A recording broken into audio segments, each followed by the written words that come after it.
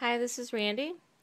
Um, I just wanted to let everyone know that I did post a video this morning that got flagged and removed by the YouTube community due to, I'm not quite sure why. It did have a lot of the one particular word in it, and it also named a male enhancement drug often. Those were possibly the two reasons I did appeal the community strike that I received. So I'll let you know what happens with that. Anyway, I'm sure that the video was suspected to have inappropriate content, although it was just me reading an article that was about the dangers of becoming addicted to male enhancement drugs. So we'll see how that plays out. But this video I wanted to make about boundaries, and specifically about my own boundaries that I always feel that I'm having to set. And I really never was one to have loose boundaries. Boundaries are really not something I've had to really work on or pay close attention to. I've always really had pretty decent boundaries, but since the narcissist,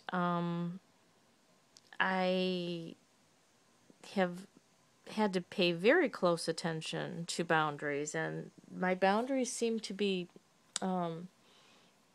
being pushed all over the place. So, one of the things that I get is being called names by strangers when making comments online, or when receiving messages through a dating site. I'm called names a lot by strangers, and so that's a boundary that I have, that I've always got to, I don't know, like, always got to stop and think, okay, do I respond? Do I take this to heart? How do I get this out of my head? And then I start following the trail of, like, how do people think like this? What made them think like this? You know, they're angry, and I just go off on some kind of crazy tangent when I get called names by strangers. It's really, it's unsettling, and I really wish I could, like, ignore it and blow it off better. When I'm given advice by people with little to no knowledge or personal experience on the particular topic, that's super irritating. And it's just kind of like, it's appalling to me how people are so free with their advice when they know nothing about a topic.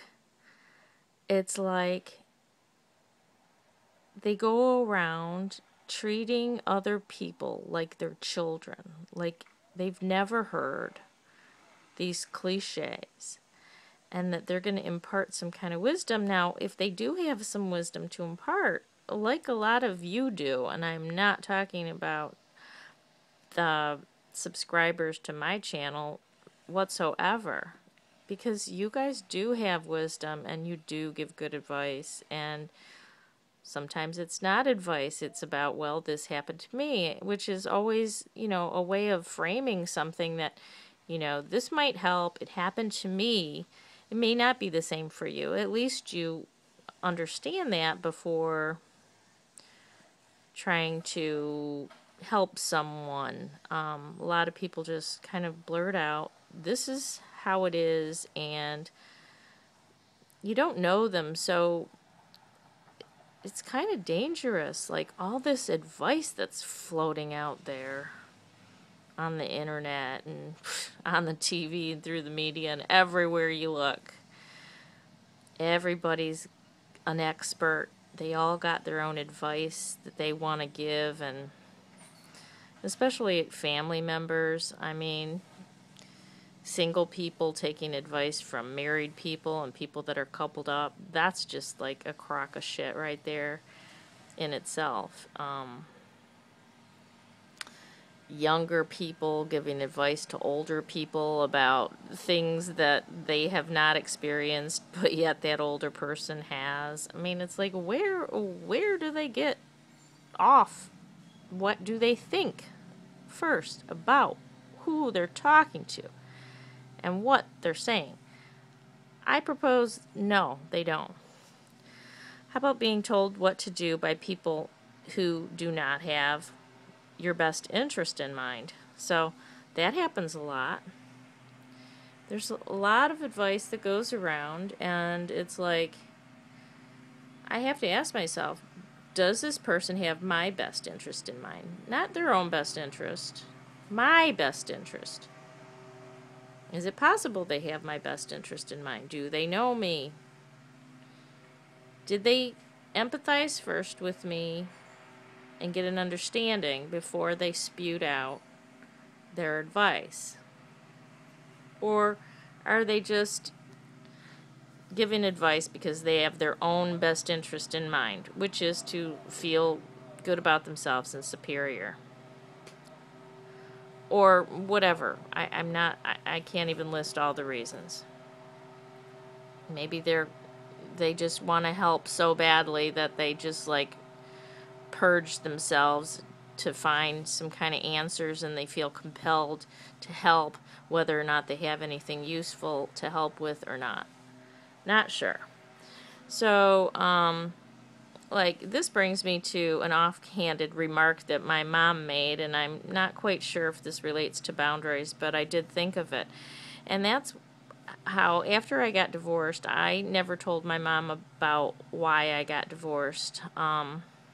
Actually, you know, she's not a full-blown narc, but she's got a lot of narcissistic qualities, and she really didn't even ask or doesn't even care. So there's no way I'm going to get into it. And I never take advice from my mom regarding men, because she's the last person who knows anything about men to give me advice, and she never did. In fact, I've had to give her advice about men. So, you know, that's how our relationship is regarding men advice.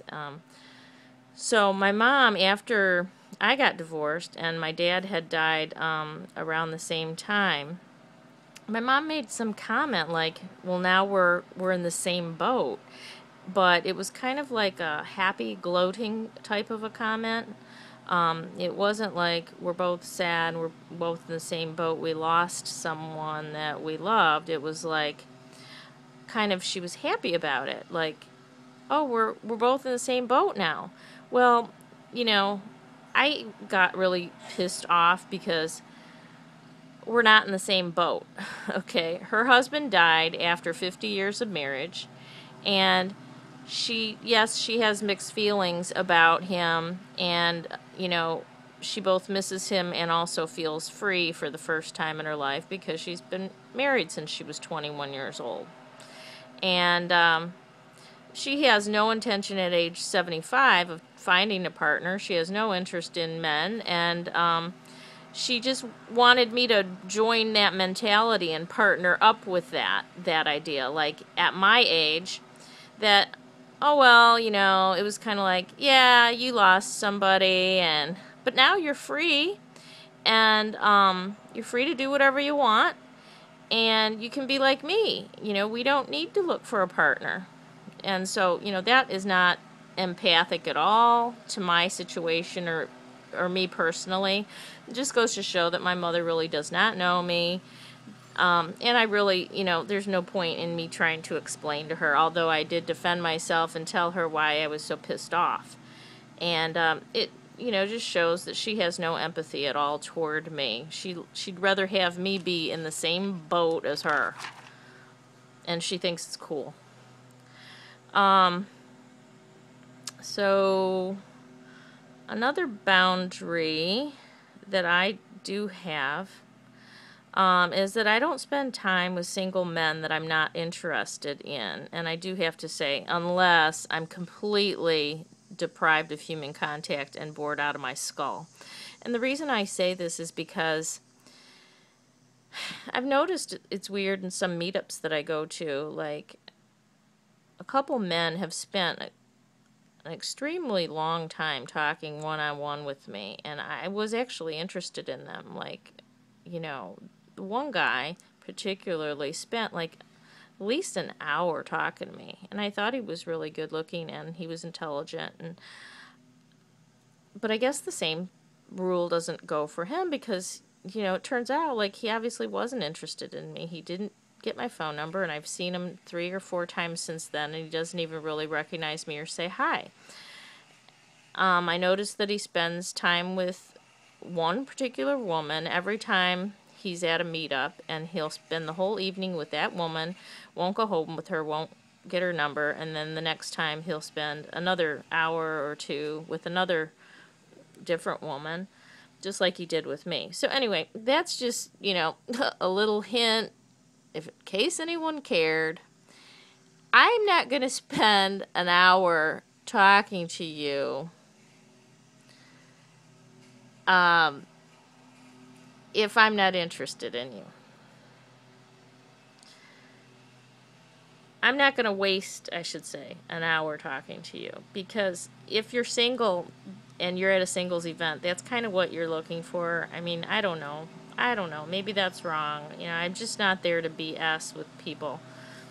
But under the caveat that unless I am completely bored of human contact, you know, then I will. But I find it gets me in trouble to actually spend too much time with a man that I'm not interested in who's single, because, you know, they get the wrong idea.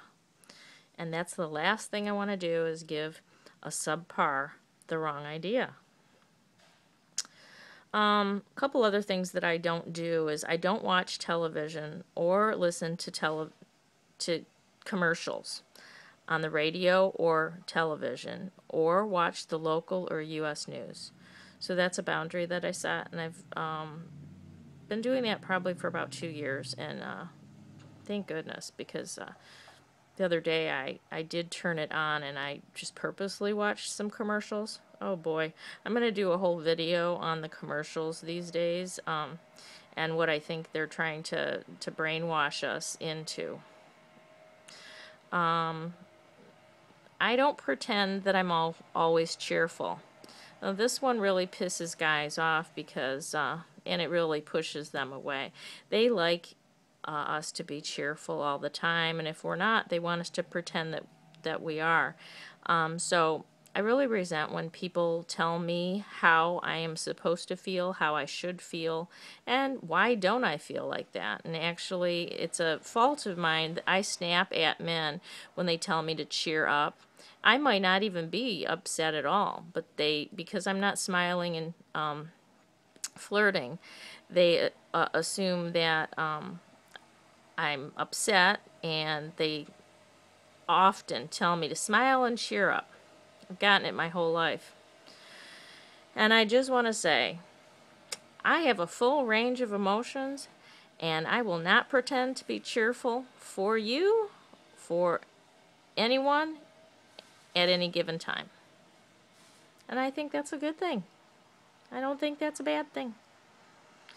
So I'm ending this video now, and I hope you like it. Have a great day.